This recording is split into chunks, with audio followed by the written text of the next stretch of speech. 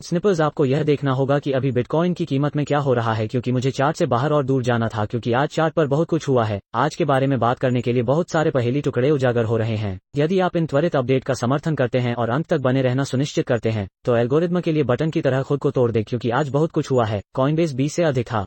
Equity ने आज वास्तव में अच्छा प्रदर्शन किया, जबकि क्रिप्टोकरेंसी बाजार थोड़ा निराशाजनक था, लेकिन हमें कुछ पहेली टुकड़े मिले, जैसे कि माइक्रोस्ट्रेटेजी और आर्क इनोवेशन ETF। मेरे व्यक्तिगत स्थिति है कि मैं डॉलर की लागत औसत रहा हूं। आज हरे रंग में फ्लिप किए गए डिप को खरीदने में माइक्रोस्ट्रेटेजी उसी कीमत पर कारोबार कर रहा है जब बिटकॉइन 36,000 अमेरिकी डॉलर पर कारोबार कर रहा था। क्या यह संस्थागत मनी फ्रंट एक संभावित कदम चला रहा है जो बिटकॉइन के लिए होने वाला है? हम इस बारे में बात करने जा रहे हैं कि आज बहुत सारे पहेली टुकड़े स्निपर्स करते हैं और फिर हम चार्ट में गोता लगाएंगे। लेकिन अभी क्या बैल कह रहे हैं और भालू क्या कह रहे हैं, क्योंकि दोनों पक्षों को प्राप्त करना अच्छा है।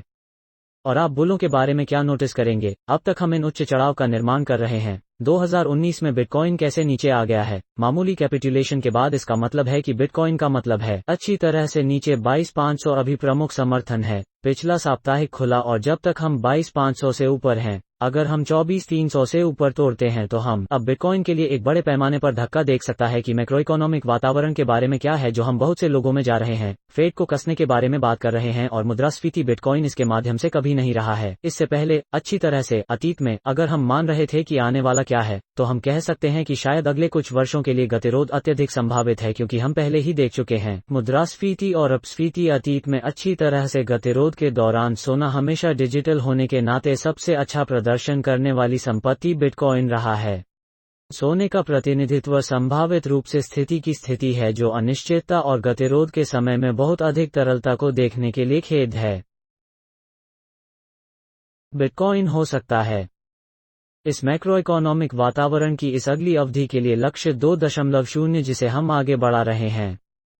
अच्छी तरह से चलो कुछ तेजी से ऑन चेन संकेतकों को देखते हैं जो सभी ने MVRV अनुपात देखा है या आपने वास्तविक मूल्य देखा है या आपने देखा है।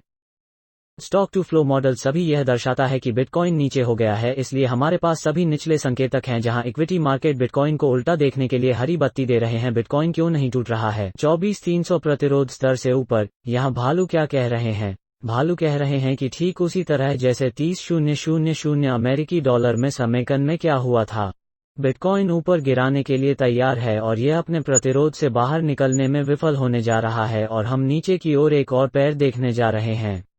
अच्छी तरह से यह वास्तव में एक संभावित परिदृश्य है अगर इक्विटी बाजार अभी SP 500 और उनके 20 सप्ताह के मूविंग एवरेज से ऊपर। नैस्डैक यह एक राहत रैली है या यह एक है नीचे? हम अभी तक इसका जवाब नहीं जानते हैं, लेकिन यह वही है जो भालू कह रहे हैं और इसलिए हम भालू परिदृश्य से खुद को बचा सकते हैं, यह समझकर कि भालू क्या देख रहे हैं। और यही कारण है कि 22,500 अभी हमारे लिए एक अत्यंत महत्वपूर्ण समर्थन स्तर है, क्योंकि हम एक गिरते हुए चाकू को पकड़ना नहीं चाहते हैं अगर हम वहां से अब अन्य मंदी की पहेली को बेचना शुरू करते हैं। फेड्स के बाद आज अमेरिकी 2 साल के ट्रेजरी यील्ड स्पाइक को टुकड़े करता है।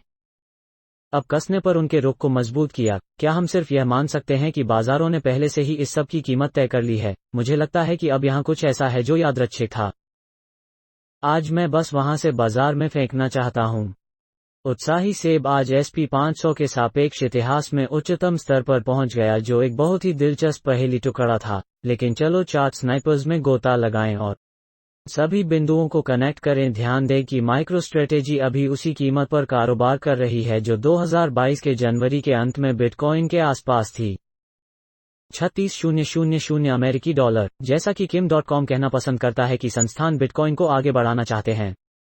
बिटकॉइन की सबसे अधिक मात्रा रखने वाली इक्विटी में कूद कर यह एक फ्रंट रन है जिसे हम संभावित रूप से अभी माइक्रोस्ट्रेटेजी के साथ देख रहे हैं और कॉइनबेस नोटिस करते हैं कि यह कैसे ऊपर था 20 आज और इसी तरह। क्या यह एक प्रारंभिक संकेत है कि संस्थागत धन कहां जा रहा है? हम बस यही कह सकते हैं। विशेष रूप से अगर हम सिर्फ माइक्रोस्ट्रेटेजी को देखना चाहते थे, तो यह बिटकॉइन की तरह अपने 200 सप्ताह के मूविंग एवरेज से थोड़ा ऊपर चला गया था। और क्योंकि कभी कभी यह छूट पर ट्रेड करता है, कभी कभी यह एक प्रीमियम पर ट्रेड करता है, यह सिर्फ बिटकॉइन के समान 200 मूविंग एवरेज के ठीक ऊपर एक विलंबित कदम देख रहा है। अब चलो बिटकॉइन को ऊपर खींचते हैं, क्योंकि आप देख सकते हैं कि हम सभी बुनियादी बातों के बावजूद अभी अत्यंत महत्वपूर्ण समर्थन स्तर का परीक्षण करने के लिए नीचे आ रहे हैं। उन सभी टुकड़ों के बावजूद जो हम बिटकॉइन चार्ट के बारे में बात करते हैं, मेरे लिए एक काला और सफेद चार्ट है और अभी यह स्पष्ट है कि बिटकॉइन का गठन हुआ है।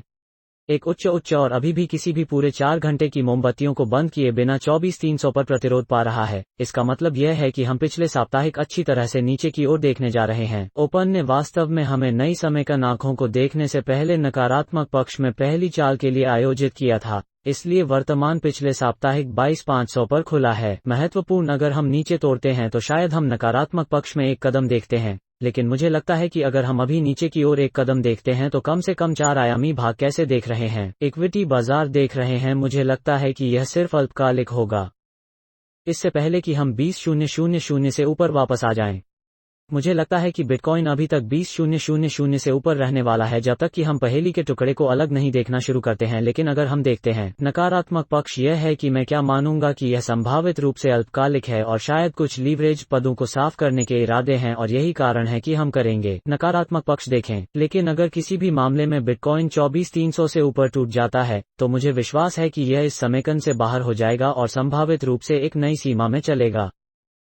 30,000 का स्तर शायद 35,000 अमेरिकी डॉलर की सूक्ष्म रणनीतियां पहले से ही उन्हीं कीमतों पर कारोबार कर रही थीं जो इसे वापस व्यापार कर रही थीं के दौरान जहां बिटकॉइन 30,000 से अधिक था। अगर हम नैस्डैक और S&P 500 को देखते हैं तो वे पहले से ही अपने समेकन को पुनः प्राप्त कर चुके हैं कि बिटकॉइन सिर्फ वही काम करने के लिए थे जो इसे $30 मिलेगा। 000 इसलिए हमारे पास अभी आगे की सभी हरी बत्तियां हैं, लेकिन बिटकॉइन अभी भी स्पष्ट रूप से 24,300 पर प्रतिरोध देख रहा है। तो चलिए इस पर नजर रखना जारी रखें। दिलचस्प कदम आज के रूप में इसने 106.56 से ऊपर उठने की कोशिश की जो अभी प्रमुख प्रतिरोध है, लेकिन यह ऐसा करने में विफल रहा, इसलिए इसे पीछे धकेल दिया गया। हमारे पास दैनिक रूप से बहुत तेजी थी कल मोमबत्ती और इसलिए हमें DXY की निगरानी जारी रखने की आवश्यकता है क्योंकि इक्विटी बाजारों और बिटकॉइन के लिए 106.56 से ऊपर का ब्रेक मंदी है। लेकिन अभी ऐसा लगता है कि DXY शांत हो रहा है और इसका कारण यह महत्वपूर्ण है जब तक कि DXY नई ऊंचाइयों का निर्माण नहीं करता है। मुझे नहीं लगता कि बिटकॉइन 17,600 के स्तर को पुनः प्राप्त करेगा और इसलिए अब तक ऐसा लग रहा है कि DXY शांत हो रहा है।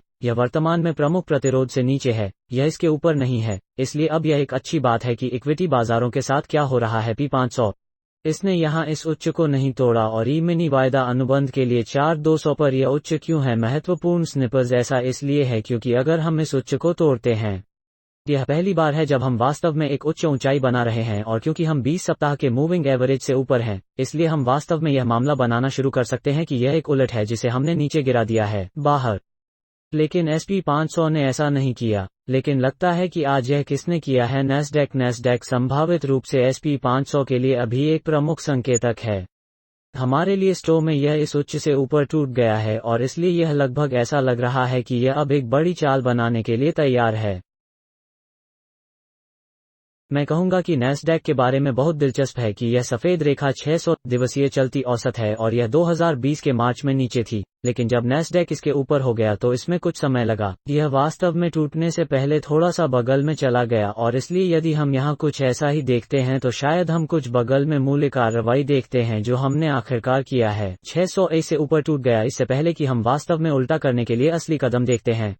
यहाँ बहुत कुछ है कि आज स्निपर्स क्या हो रहा है। इक्विटी ने बहुत अच्छा किया है। ऐसा लग रहा था कि संस्थानों के सामने बिटकॉइन को इक्विटी में हॉप करके चलाया जाता है जो बहुत सारे बिटकॉइन रखते हैं, इसलिए हमने बहुत ज्यादा बोर्ड भर में एक राहत रैली देखी गई है। इसलिए 2 तरीके हैं जो बियर्स के लिए जा सकते हैं और बेल नंबर 1 तथ्य यह है कि बिटकॉइन हो सकता है संपत्ति अभी तक अपनी राहत रैली नहीं देखने के लिए और जल्द ही बाद में अगर इक्विटी बाजार और इक्विटी जो बिटकॉइन धारण करते हैं हाल ही में उल्टा बनाए रखते हैं जो उन्होंने बिटकॉइन को देखा है का पालन करने जा रहा है, खुद को उल्टा देखकर और उस 30,000 रेंज की ओर बढ़ते हुए। या यहाँ दूसरा विचार यह है कि क्योंकि बिटकॉइन इक्विटी बाजारों को कम कर रहा है और हमने आखिरकार देखा है कि हर इक्विटी खुद को राहत देती है कि अब संभावित रूप से बिटकॉइन और अन्य इक्विटी बेचना शुरू हो रहे हैं और अगर ऐसा है तो हम जानते हैं कि हम 22,500 को किस स्तर पर देख रहे हैं। यह पहला प्रमुख समर्थन स्तर है। अगर हम नीचे तोड़ते हैं तो यह 17,204 तक सभी तरह से दरवाजा खोलता है, लेकिन मुझे उम्मीद नहीं है कि मेज पर आने के लिए, लेकिन इसका मतलब यह नहीं है कि एक विक नहीं आ सकता है। लंबे पदों को साफ करने के लिए जो कुछ भी हो सकता है, बिटकॉइन एक अत्यंत अस्थिर संपत्ति है। 20,000 शायद पिछले सप्ताह के नीचे अगला प्रमुख समर्थन स्तर होगा जो उन्होंने 22,500 3,300 पर खोला था। क्योंकि यह 2018 का पिछला सर्वकालिक उच्च है, इसलिए क्या हम लंबे पदों का मनोरंजन कर सकते हैं? यदि बिटकॉइन उस स्तर तक टूट जाता है तो हम एक गिरते हुए चाकू को पकड़ना नहीं चाहते हैं, और इसलिए क्या बात है, DXY नई ऊंचाइयों में टूट जाता है। अगर ऐसा होता है तो इक्विटी बाजार यह भी दिखा रहा है कि वे वापस लुढ़क रहे हैं। यदि ऐसा है तो शायद आप एक गिरते हुए चाकू को पकड़ रहे हैं। वहां बहुत कुछ है, सेल दबाव के 6 घंटे संस्थागत सेल वॉल्यूम, लेकिन अगर उन टुकड़ों में से कोई भी मेज पर नहीं है तो हम प्रकाश मात्रा के साथ 20,000 तक नीचे आते हैं। बाकी सब कुछ अभी भी खुद को पकड़ रहा है।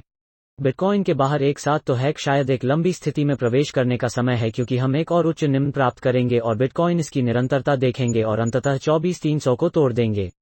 वे घोंगे हैं जो मुझे लगता है कि अभी टेबल पर हैं और सिर्फ स्निपर्स को लपेटने के लिए YouTube एल्गोरिदम के लिए एक की तरह स्मैश करना याद रखें। यदि आप इन अपडेट का समर्थन करते हैं और मुझे आप लोगों के विचारों को सुनना अच्छा लगेगा इस प्रकार के वीडियो बनाम लाइव स्ट्रीम के बारे में टिप्पणियों में, इसलिए हमने बिटकॉइन के बारे में बात की। हम जानते हैं कि हम 24,300 में किस सीमा में हैं। प्रमुख प्रतिरोध है और फिर हमारे पास है 22,500 हमारे प्रमुख समर्थन के रूप में।